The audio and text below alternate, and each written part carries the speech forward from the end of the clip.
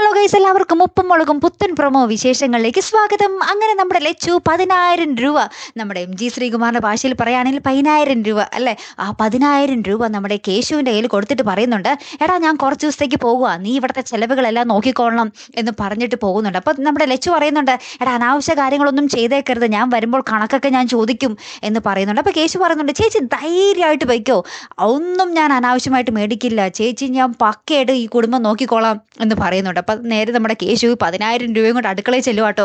അപ്പം നമ്മുടെ ഭവാനിയും ഒരു നീണ്ട ലിസ്റ്റ്, 2 കിലോ ഉഴുന്ന്, ഇത്ര കിലോ അരി, 4 കിലോ ചെറുപഴം. അപ്പം നമ്മുടെ കേശു ഇതെല്ലാം കണക്ക് കൂട്ടി നോക്കുമ്പോഴുണ്ടല്ലോ 12,000 രൂപ ആ പലചരക്ക് സാധനങ്ങൾക്ക് മാത്രം വരുന്നുണ്ട്. അപ്പം നമ്മുടെ കേശു പറയുന്നുണ്ട്, ആകെ 10,000 രൂപയും തന്നിട്ടുണ്ട്, ഇത്രയും രൂപയുടെ സാധനങ്ങളോ, ഇത് ഞാൻ എങ്ങനെ ഈ കുടുംബം പുലർത്തും എന്നൊക്കെ പറഞ്ഞിട്ട് ഭയങ്കര സങ്കടപ്പെട്ടൊക്കെ നിൽക്കുന്നുണ്ട്. പിന്നെ നമ്മുടെ കേശു ആ കടയിലൊക്കെ പോയി ചാക്കിൽ സാധനങ്ങളൊക്കെ ഇട്ട് ഭയങ്കര കഷ്ടപ്പെട്ട് നമ്മുടെ പാറമട വീട്ടിലേക്ക് വരുന്നൊരു ദൃശ്യങ്ങൾ തന്നെയാട്ടോ കൂട്ടുകാരെ നമുക്ക് കാണുവാൻ സാധിക്കുന്നത്.